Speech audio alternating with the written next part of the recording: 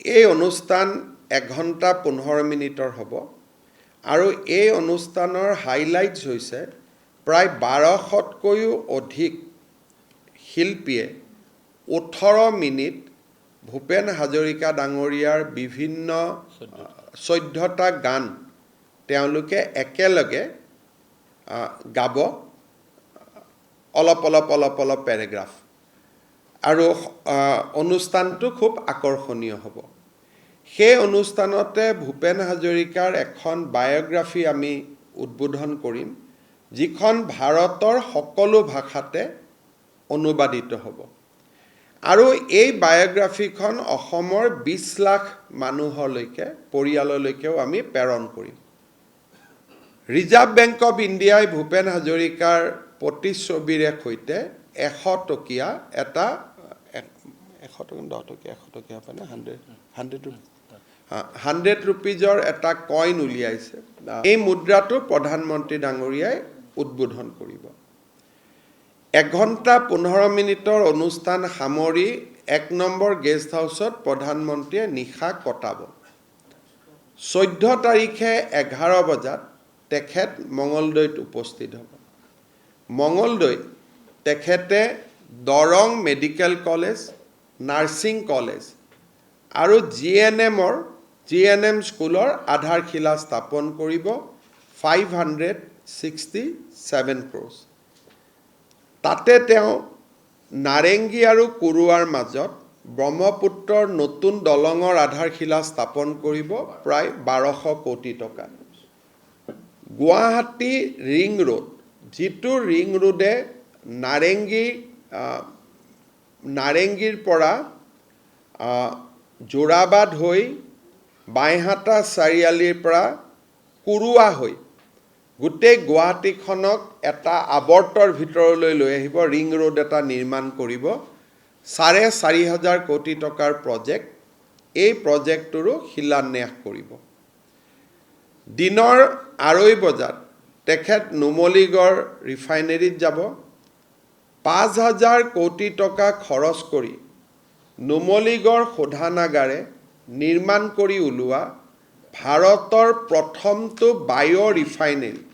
জৈৱ শোধনাগাৰৰ প্ৰধানমন্ত্ৰী ডাঙৰীয়াই আধাৰশিলা স্থাপন কৰিব বাঁহৰ পৰা ইথানেল আৰু কেইবাটাও প্ৰডাক্ট এই জৈৱ ৰিফাইনেৰীটোৰ জৰিয়তে নিৰ্মাণ কৰা হ'ব ট্ৰায়েল ৰান হ'ল পাইলট ৰান হ'ল নুমলীগড় সাকসেসফুল হৈছে ইয়াৰ পিছত তেখেতে এটা পলিপ্ৰপেলিন যি বিভিন্ন ধৰণৰ কেমিকেলছ নিৰ্মাণ কৰিব প্লাষ্টিক নিৰ্মাণ কৰিব 7,000 কোটি টকাৰ প্ৰকল্প তাৰ আধাৰশিলা স্থাপন কৰিব সৰ্বমুঠ উদ্বোধন আৰু শিলান্যাস 18,000 কোটি টকাৰ হ'ব গোটেই দিনটো তাৰ পিছত প্ৰধানমন্ত্ৰী ডাঙৰীয়া যোৰহাট বিমানবন্দৰেদি কলিকতালৈ উভতি যাব এইটো হ'ল তেখেতৰ দুদিনীয়া কাৰ্যসূচী এতিয়া মই আৰু এটা কথা ক'ব খুজিছোঁ গুৱাহাটীত বহুতো ব্যক্তিয়ে বা অসমৰ বহু ব্যক্তিয়ে ডক্টৰ ভূপেন হাজৰিকাৰ অনুষ্ঠানটো চাবলৈ ইচ্ছা প্ৰকাশ কৰিছে কালি দিনৰ 11 বজাৰ পৰা যিসকলে ডক্টৰ ভূপেন হাজৰিকাৰ সোঁৱৰণী অনুষ্ঠানটো চাব খুজিছে তেওঁলোকে কলাক্ষেত্ৰৰ পৰা পাছ সংগ্ৰহ কৰিব পাৰিব আৰু সাংস্কৃতিক সঞ্চালকালয় ৰবীন্দ্ৰ ভৱনৰ পৰাও পাছ সংগ্ৰহ কৰিব পাৰিব অৰ্থাৎ কোনো মানুহে যাতে ভূপেন হাজৰিকা ডাঙৰীয়াৰ অনুষ্ঠানটো চোৱাৰ পৰা বঞ্চিত হ'ব নালাগে তাৰ বাবে চৰকাৰে পাছ দিয়াৰ ব্যৱস্থা কৰিছে 12 তাৰিখলৈকে আমি 12 তাৰিখ ৰাতিপুৱা 10 বজালৈকে আমি পাছ দিম আৰু যদি সোনকালে শেষ হৈ যায় 10,000ৰ কেপাচিটি বোলে 10,000 লৈ গ'ল তেতিয়া ডেফিনেটলি আগতে আমি বন্ধ কৰিব লাগিব কিন্তু মই ভাবো 10,000 নহয় গৈ তথাপিতো ৰাইজৰ কাৰণে এটো এটা মুকলি ঘোষণা জুনে যেনেকে বিচাৰে তেনেকে হয় কলাক্ষেত্ৰ নহলে ৰবীন্দ্ৰ ভৱনৰ পৰা তেওঁলোকে পাছ সংগ্ৰহ কৰিব পাৰিব। আৰু এইটো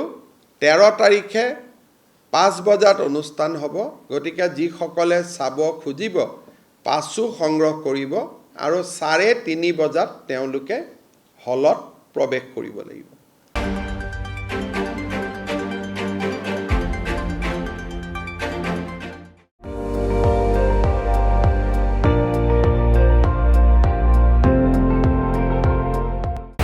আপুনি চাই আছে ND24, সৰ্বশ্ৰেষ্ঠ নহয় সৰ্বোত্তমৰ দৌৰ।